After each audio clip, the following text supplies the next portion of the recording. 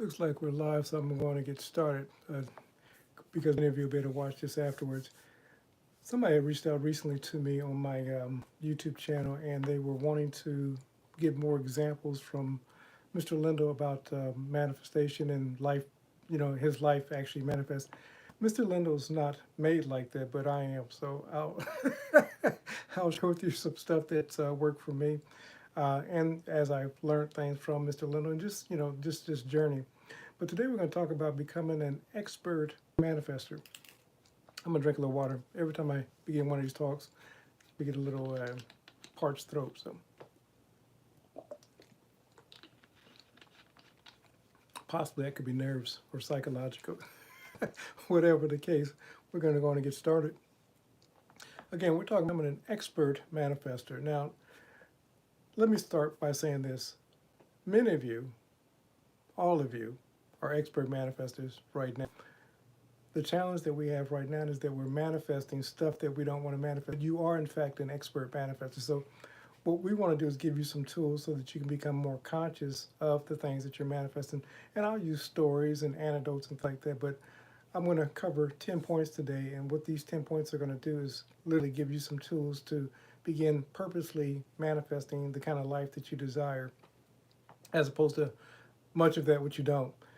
A lot of times on these various channels, and we see a person talking about manifesting and how they manifested this and how they manifested that, and we ask ourselves, what are we doing wrong?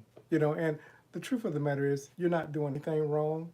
It's just that you're not aware that you're always manifesting. Now, these people like Neville Goddard, Joseph Murphy, and so forth have gotten in tune with what it was that they wanted to manifest. But understand this, even the most expert manifestors, and let me say this, the most conscious, aware manifestors, because like I said, we're all expert manifestors. This is how we've been designed. Your energy systems, I often say, as spiritual beings having a human experience, your energy systems, as energy, you're either attracting or you're repelling that energy. So what I want to do today is give you some tools so that you can begin to consciously manifest the things that you desire. The biggest thing they have to do in this community is stop making this stuff magical. People get online and they tell you all these formulas. And listen, I'm going to give you formulas, but I'm going to give you formulas and I want to make it practical for you. Because like I said, you're doing this all the time. So with that being said, what I want to do is give you some tools so that you can consciously do this and be successful at it. Now, people are going to give you the impression that when they started manifesting that nothing in their life ever goes wrong. That's a disclaimer. That's a misclaimer. Life works this way. Life has its ups and downs, its ebbs and flows. Neville's talked about this. I'm sure Joseph Murphy or anybody that's teaching these principles. Life has its ebbs and flows. So you have some times where you're very successful and everything's going to seem like it's working out for you. And then you're going to have those moments where it's going to seem like it's not working out for you. But let's go and talk about this. First thing in becoming an expert manifester is you have to become aware of your thoughts. Mr. Lindo and I talk about this week in and week out. You got to be, what you think about doesn't fall into the past, but it's always advancing into your future. So if right now is your point of creation, and now is always the point of creation, whatever you're sowing in the now is not going to fall into the past. You say, well, I was just thinking that and it doesn't matter. Jesus said it this way, that we would give an account for even every idle word. So if we're giving an account for even every idle word, then of course, those things that we're consciously giving our attention to, that's going to be more successful in our manifestation. So your thoughts are just not falling into the past. So you have to be aware of what it is that you're thinking about. I stated earlier, before anybody got on the talk, but you'll be able to go back and listen to the recording, that somebody had reached out on the YouTube channel and they said, we want more examples from Mr. Lindo. More examples aren't going to change your life. I know the thing that in knowing his story that all of a sudden you're going to get this fire of energy and you do something different. Neville gave thousands of examples. So if it's like Jesus was talking about, he was talking to somebody there was a parable going on, and it was this rich man had died and he was suffering in this torment. And on the other side, the poor man was in this other side of eternity. And he says, send, my brother Lazarus back to speak to my family and they'll repent. And the man said on the other side, Jesus said, if you won't listen to the prophets and Abraham, those who have gone before you, then somebody coming back from the dead, you're not going to listen to them. And my whole point is, many times people think that if Mr. Lindo tells his whole life story, all of a sudden it's going to change their dynamics. It's not. The only thing that's going to change your dynamics is you changing your thoughts and begin changing your world. We have become conscious of what it is that we're thinking about. Most of us don't want to do the work simply because we've been taught, oh, you can just think anything and all of a sudden magically it'll just pop up. It's an exercise. When we talk about law, when we talk about doctors, they do, after they get their degrees, they do something called practice. You have to begin practicing these principles. You have to begin to live. You're doing it anyway. You can't not manifest. The question is, what is it that we're manifesting? And like I said, you're going to have your highs and your lows. Don't get caught up when something seemingly tragic takes place and you say, this is not supposed to happen. It happens. And it happens to those who are not in their life and everything is perfect. Life doesn't work like that. Do we have those moments where we're operating at the mountaintop? Absolutely. But even at the time of the peaks of the mountaintop, you find that there's other things that show up in your life. That's just simply how life works. The question is, what are you going to give your attention to? You got to know that those things that keep showing up, it's called growth. But as those things show up, you're going to learn how to navigate through those things. I wish that I could take the counter off. It shows how many people show up in the call. I really don't care who's showing up on the call. This is for the person that this is for. So some people are going to come back and listen to this. But my whole point is, life happens. And for those people that give you the impression that everything is perfect, it's bull. It's not. It happens.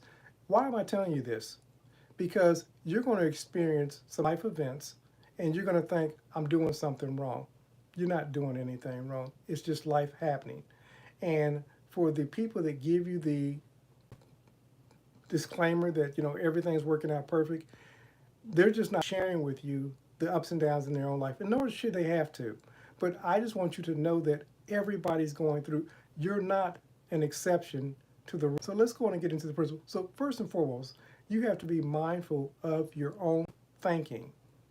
I often tell the story that when I was a kid, I used to believe that because I thought a thought, that I had to own thought, and I thought that the thought was mine. And Spirit had revealed to me that I did not have to own every thought that came into my mind. That liberated me, because a lot of times we think, this crazy thought comes in our mind, we're like, wow, where did that come from? You don't have to own that thought. You can acknowledge that that thought came and say, wow, that was interesting, and let it go on by. Or you can start dancing with that thought. You can start romancing that thought, entertaining that thought.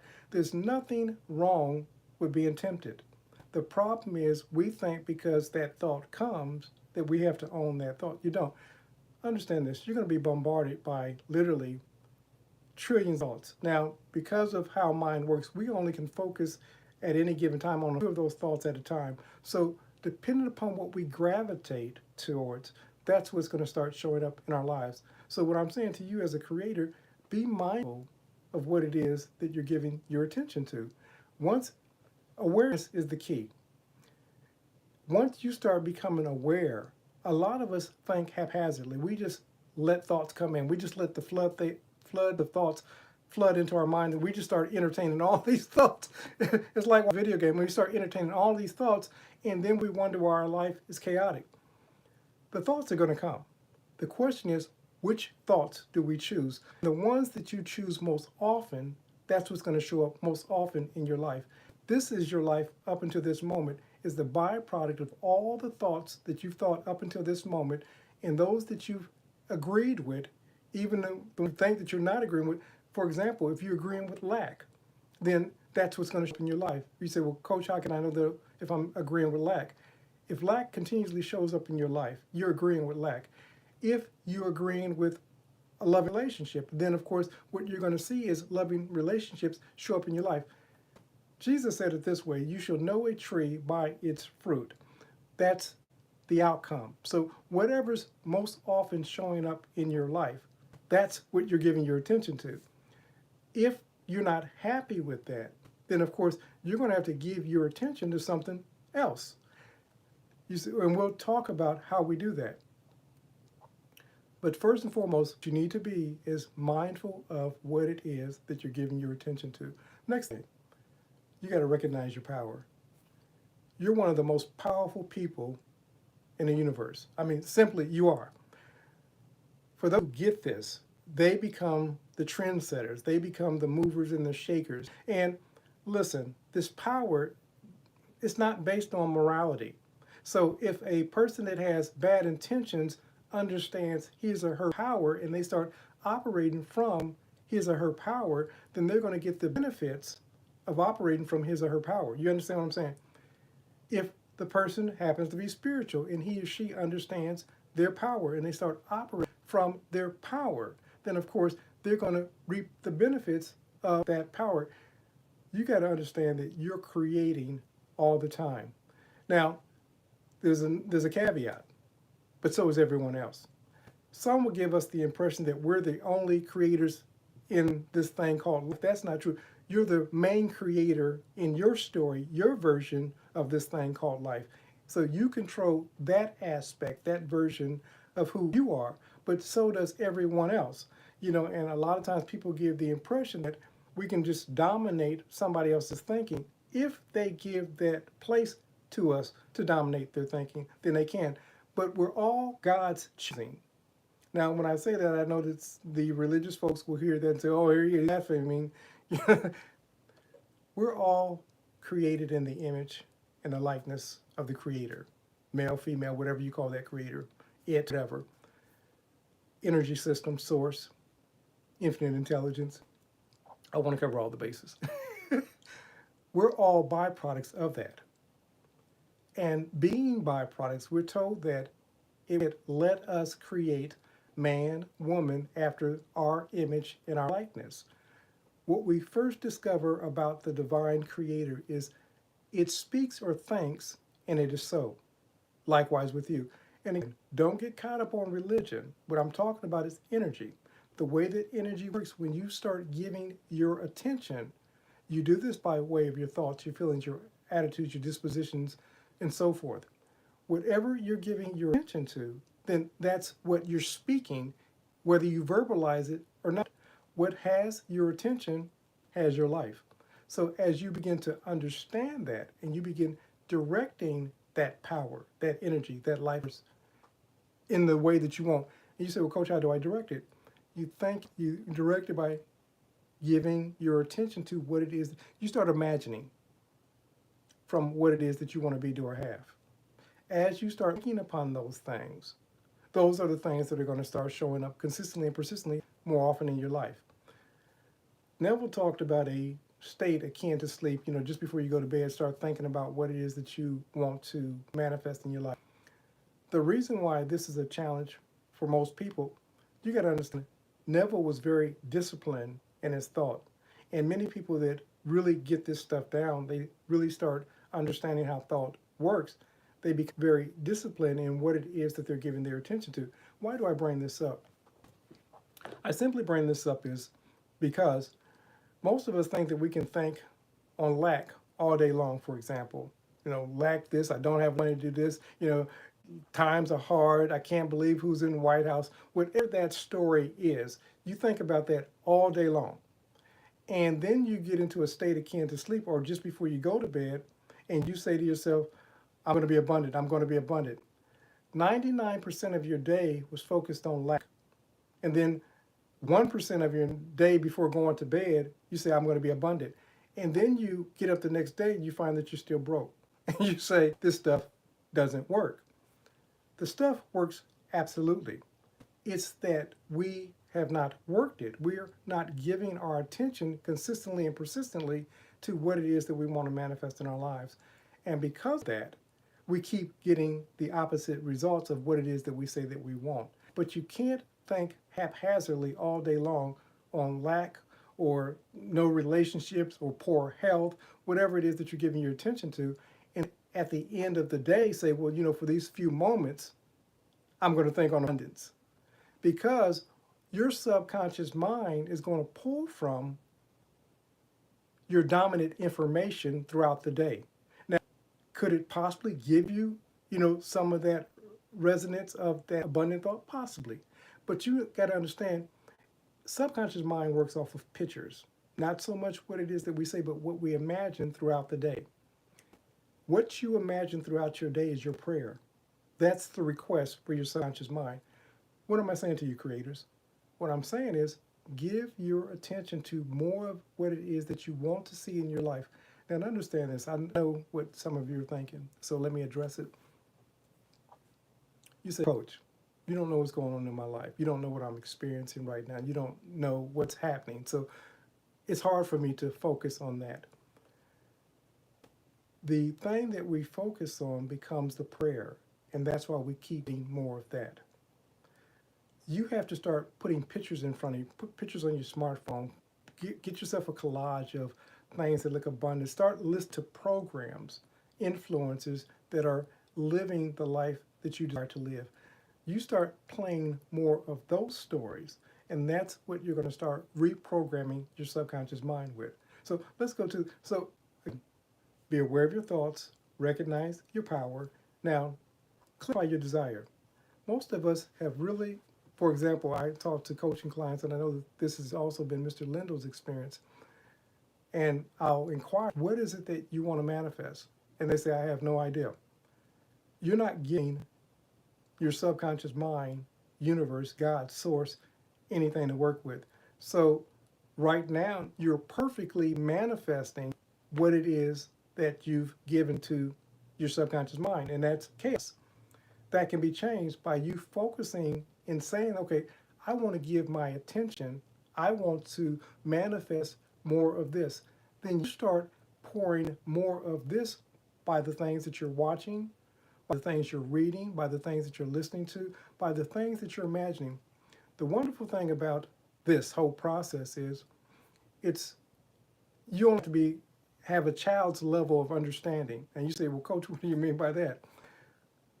It's been said by the divine teacher, unless you become as a little child, and this has been proven by science, so this is not just religious talk, but unless you become as a little child, you shall no wise and enter into the mindset. He called it the kingdom of heaven, the mindset of the things that you desire. Now, let me explain. The way your subconscious mind works is off of pictures. So since your subconscious mind works off of pictures, if you start becoming as a little child and you start fantasizing, seeing in your mind's eye the things that you want to be, do, or have, what your subconscious mind sees as that being your current reality. The more you get those type of pictures, the more the subconscious mind is going to start looking for evidence of that. Now, like I said, this doesn't mean that life circumstances doesn't happen. Life circumstances are going to do what they do. The question is, what do we do in our thoughts about life circumstances? It's like when Peter was walking on water, he started being distracted by the things that were going on around him. Many of us in that parable, that allegory, we're like Peter and we're looking at the things around us and we say, Coach, you don't understand, my financial situation, my relationship situation, my health situation. So like working out in the gym. If in your mind's eye, you keep seeing the same picture in your mind's eye as opposed to the picture or the person that you want to be, do, or have, you're reprogramming or continuously programming yourself for more of this. You have to see an imagination when you're working out at a cellular level, and we'll talk more about this in other talks, but at a cellular level, you have to become the person that you're imagining. So as you begin to imagine yourself doing and having that, what you're doing is setting the stage for this thing to happen. Let me give you, now, many of you like stories, so I'm going to share with you a story. A few months back, I was working in the yard and I was kind of cleaning up. And so anyway, I was letting my garage door down. As I was letting the garage door down, I had the trash can, one of those large trash cans. It was too close to the garage door and the two impacted. And so it kind of threw the garage door off its alignment, as it were.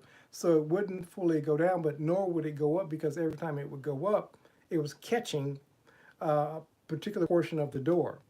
So I thought to myself, now this is me thinking to myself, I thought to myself, I said, listen, I knew who the my repair person was, and I worked with him, and I referred people to him in the past. I'm like, it's the end of the year, it's holiday season. Really don't want to spend any money, but what if I could promote for him his business, and he had somebody come out and fix my garage door? That was my vision. That was the dream. So, long story short, I reached out to him. I said, listen, had some problems with my garage door. Could you send somebody out to look and see if it can be repaired? So he sends a person out. The person looks at it, and now, when he sent the person out, he had quoted me one price, and when I the guy got there, he had added like $100 to the price, and I'm like, well, no, I'm not doing that. The agreement was this. And so I got online with, he called the guy, the owner, and we started to back and forth. And long story short, we could not come to an agreement. Now, most of us would stop and say, well, this stuff isn't working, and you would miss it altogether. So once the person left that was actually going to repair the door, I reached out to, again, the owner and said, listen, I've been doing business with you for a while. I've referred people to you and so forth. And, I thought as a value customer that, you would consider that. And he said, well, if you go in McDonald's, you wouldn't do blah, blah, blah. I'm like, so you're giving me a McDonald's analogy when we're talking about customer service. So anyway, what transpired was I sent him a message and I said, would you consider this particular transaction a great customer experience? And he thought about it, and I appreciated that he thought about it. So he got back with me, and he says, listen, I want to make this right. What do I need to do to make this right? Give me a call at the beginning of the year, and I'll take care of you. Matter of fact, I'll come out personally and take care of you. And so that was the end of the conversation. First part of the year, I reached out to him, and he didn't make it, but he did send somebody. He sent the same guy that came down before. That came, fixed the door, magic, it was up. Didn't charge me a thing. What I ended up doing was promoting the gentleman's business because I appreciated outstanding customer service. I want you to get the point. The thing that I saw in the end, at the beginning of the story, me promoting the business and him doing the service for free, that was the outcome. Now, the bridge of incident, totally different from what I thought it was going to be. I thought it was going to be this conversation. I get in line, hey man, my door is down. You come and repair it. I'll do promotion. It didn't work out that way. Why am I telling you this? Your job is to see the end. You get the end in mind. You start living from the end. Your job is not to figure out the how. I couldn't have imagined. Matter of fact, I thought the transaction was done when the gentleman left the first time. And as we continued on in the conversation, I just wanted to say my piece, he said his piece, and we came to an agreement. And the thing that I was hoping for was manifested in the end. I'm telling you this because your job is to see who it is that you're to be, do, or have.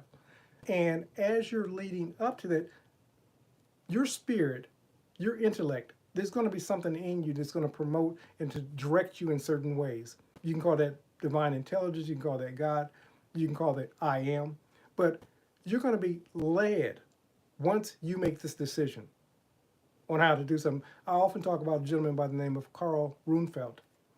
Carl Felt now lives in Dubai. Carl was like 21 years old, 21 years old, working at a convenience store, stocking shelves, making sure we're in order. And he decided he wanted to be a millionaire, simply a millionaire. And there was no outward appearance, a boy with a high school education, no real skill sets towards making money or anything like that, that this was even possible. He just set the intention. Carl started operating from what he knew about the law of attraction.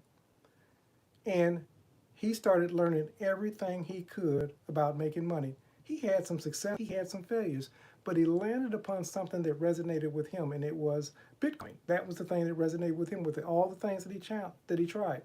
He started taking his meager earnings and started investing those meager earnings into Bitcoin. And over time, about a 3-year period, Carl had become a multimillionaire. 5 to 7 years, he was a billionaire. What am I saying to you? Lifestyle always mirrors what it is that we truly believe. If you say that you want to be something, do something, have something, you also will begin taking the necessary actions. It says live from the end. Living from the end speaks of a lifestyle. You start living as if you're the person that you desire to be.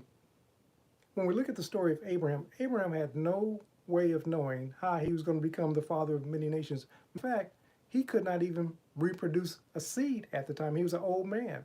God told him that he was going to be the father of many nations. So Abraham thought it was going to come through his second wife, Hagar, and God said, no, it's going to come through Sarah.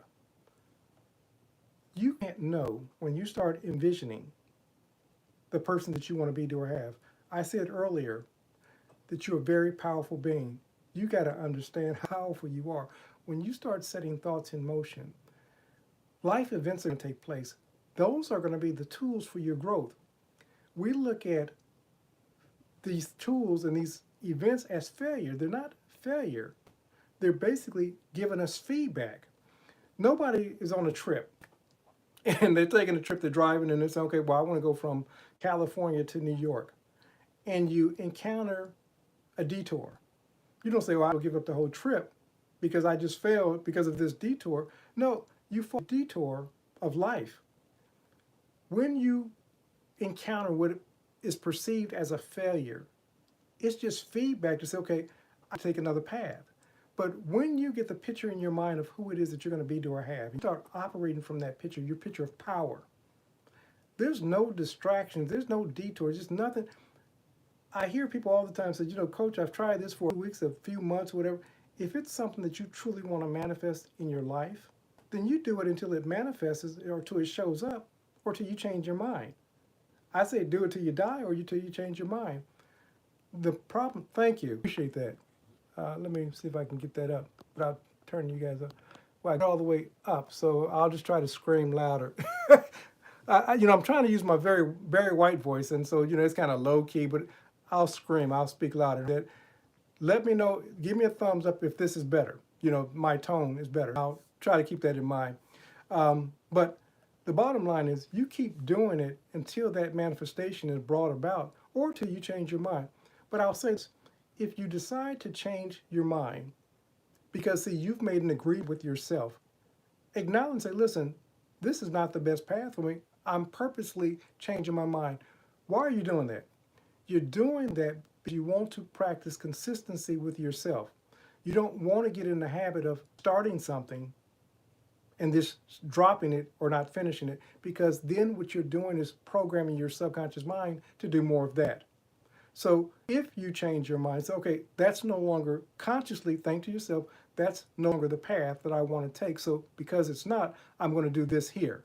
Now you're purposely making a decision and you have an agreement that's made or even a change of agreement. So be mindful of that. So clarify your desire. You got to tell your mind, subconscious mind, spirit, what it is that you want to be, do, or have. Hopefully, the mindset, question, let's say, you got to be a killer. You got to be a winner. Listen, I don't know your game. I don't know how good you play. I wasn't good enough to dream of being a professional. First of all, I was only 5'9". Now, I know Spud the Web and I know about Bugsy. Those are exceptions to the rule. But if you got good game, then you got to begin perceiving yourself. And let me say two things. You got to perceive yourself as being the best on the court. You got to see yourself as, I'm so good, they want to draft me. They want me to be a part of their team. Then you got to show up as that person.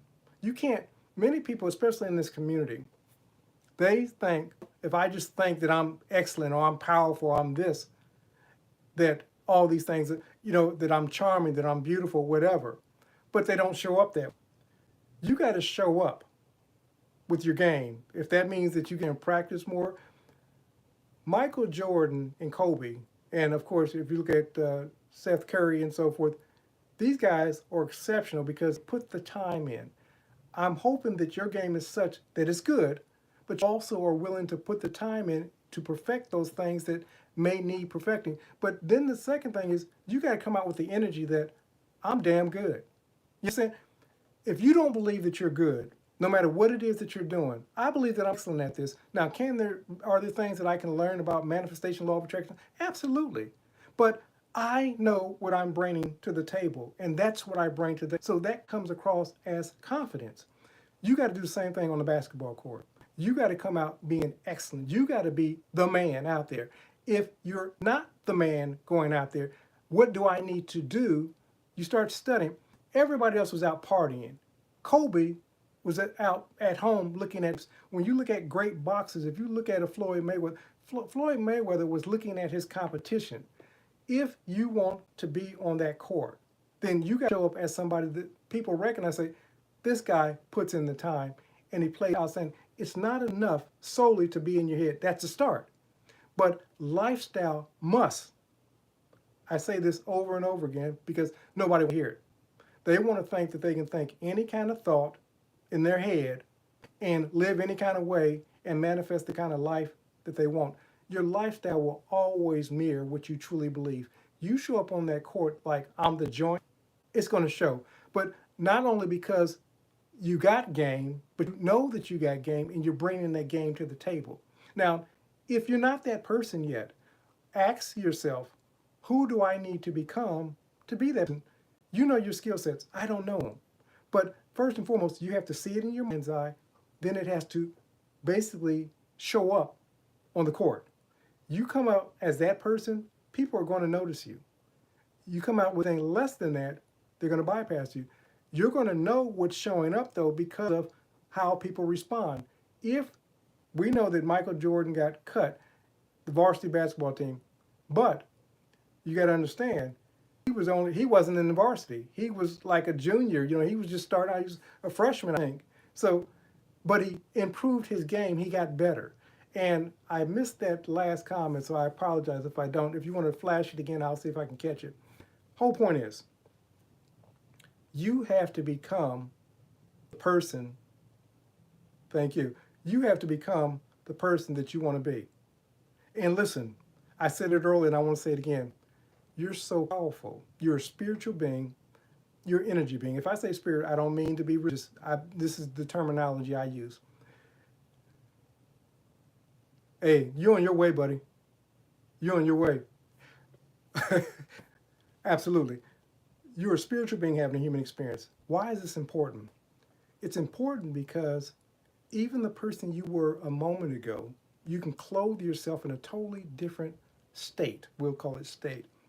And you can start living from that state and start experiencing the results of that state. And that's what Carl did. Carl didn't know how the money was going to show up. But what he did was clothe himself in the knowledge that he had. He clothed himself in the state of abundance.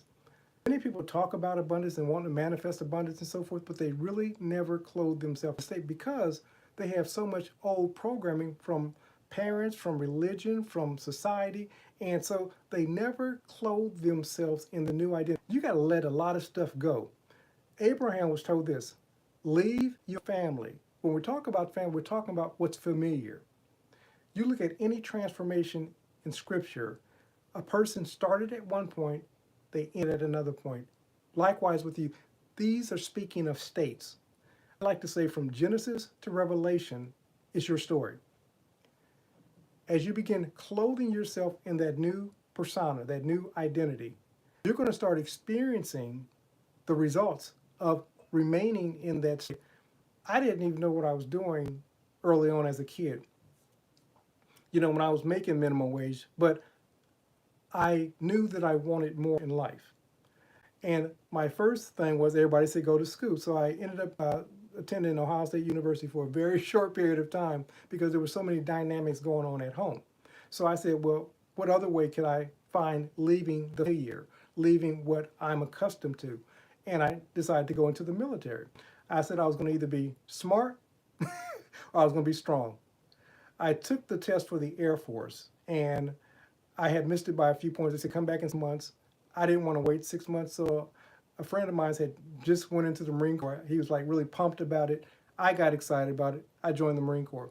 It was one of the best decisions that I could have ever made. It gave me an opportunity to travel the world.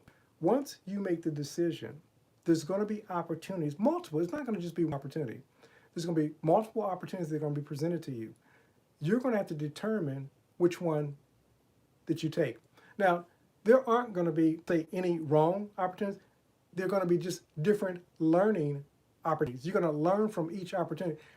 Even if you get into, a lot of people won't make a decision because they say, well, I don't want to make a mistake. You're not going to make a mistake. You're going to learn from your pay point. The thing that you learned in that situation is going to be your pay point. What do I mean? The challenges that you faced in that opportunity that you took that didn't work out for you, you're going to learn so much. We learn more from perceived failure, I call feedback. We learn more from perceived failure than we do from our successes.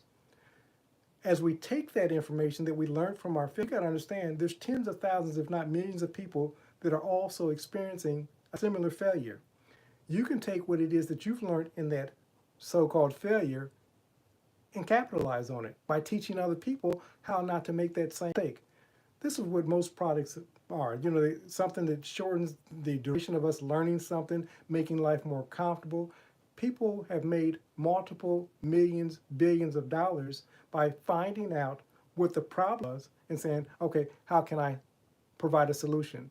You start providing solutions for your own problem. Now you have a solution for somebody else's problem. Don't look at it as, man, I just failed in that situation. It could have been $1 million mistake, but now you got this education, this $1 million education that you can share with other people. And I promise you, if you package it right, they'll be willing to pay for it. So let's move forward. The other thing, so clarify your desire. We talked about getting in state. The other thing you have to do is align your emotions. This is not easy, and this is one of the things that Neville Goddard was outstanding at. If any of you have taken acting lessons or anything like that for any period of time, you know these tools. Some of you could just teach people how to get into the appropriate state. We're all, as Shakespeare says, we're actors in this stage called life, in this thing called life. You do this by being mindful. Long story shorter, I was driving to my corporate job some years back, and this guy, don't know what was going on, but he cut me off, almost caused me to have an accident. I live it, I was upset. And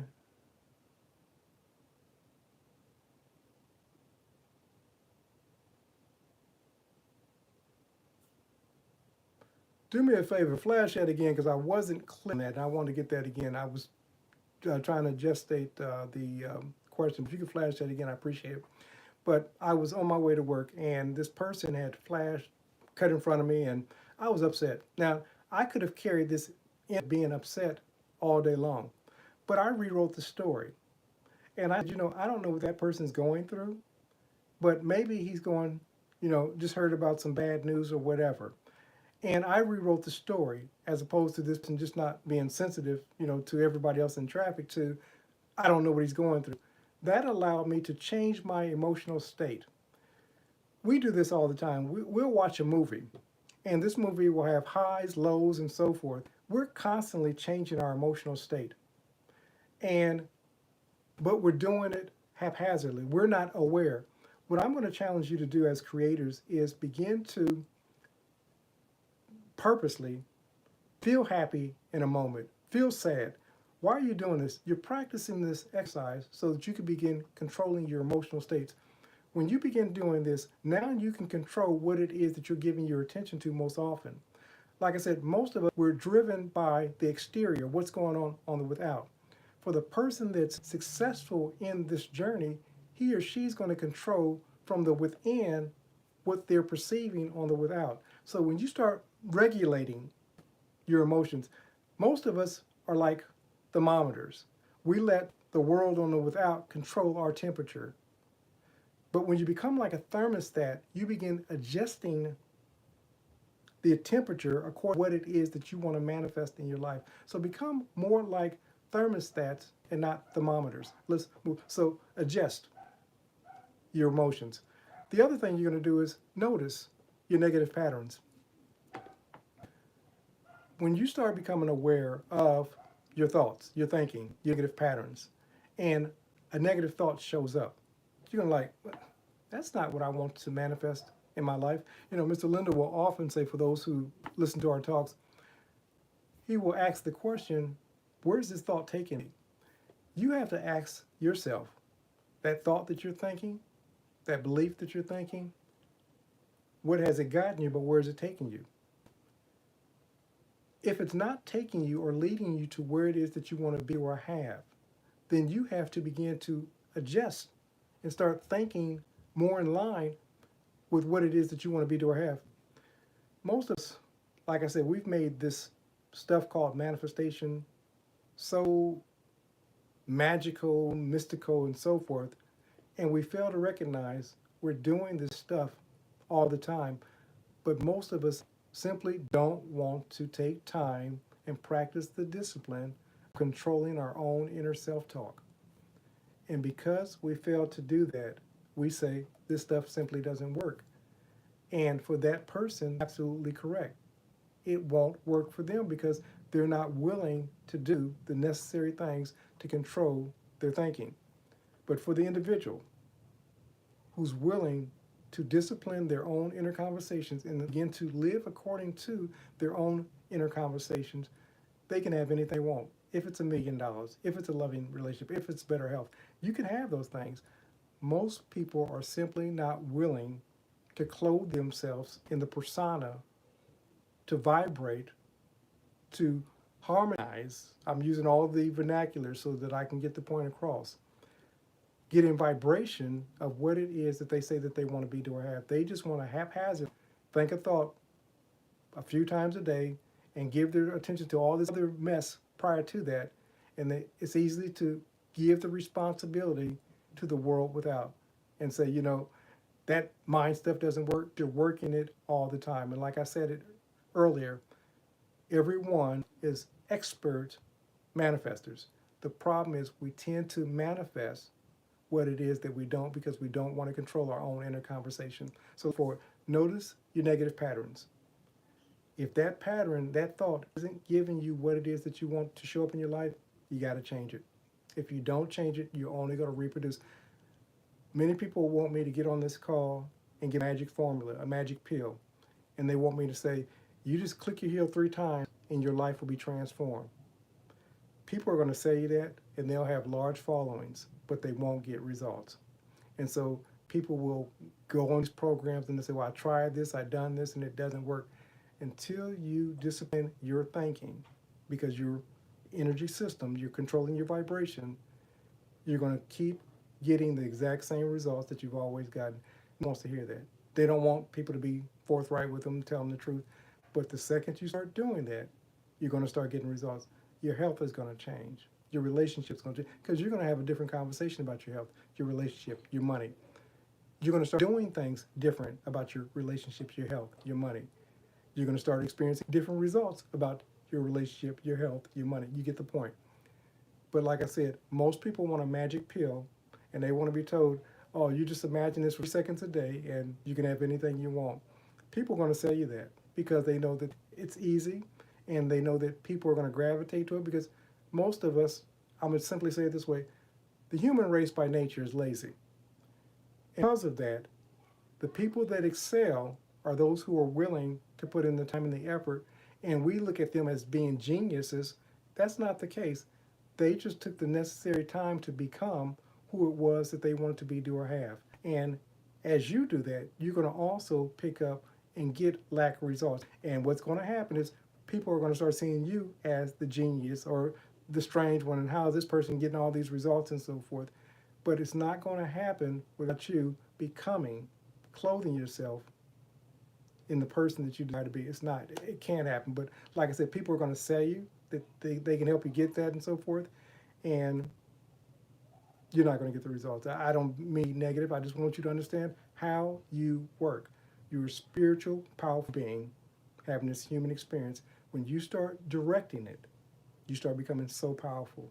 But like I said, most people don't want you to be powerful. They just want to get a payout, even though they know you're probably not going to get the results that they promise you. That's just life. But do the work. Somebody had reached out on my YouTube channel, and they're like, we need more examples from Mr. Lindo. More examples aren't going to get you the result that you want.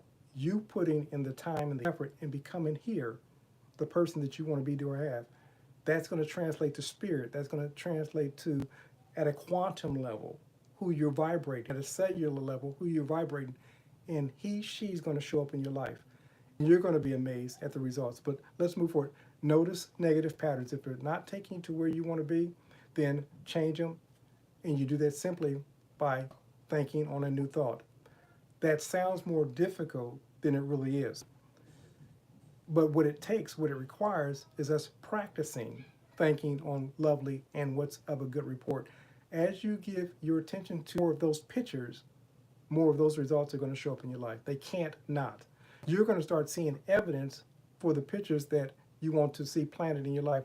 Quick example, when I was working at a job, when I first moved to Atlanta, Georgia, I started working my first job. I was making a certain amount of money. I know that the managers were making a certain amount of money. I'm like, how can I become a manager? I started seeing myself as the person that I wanted to become. I started taking on new revelations. I started taking on new opportunities. As I started taking on the new opportunities, I became the person that now was manager material. And so, of course, I became a manager in that company, and I started making more money.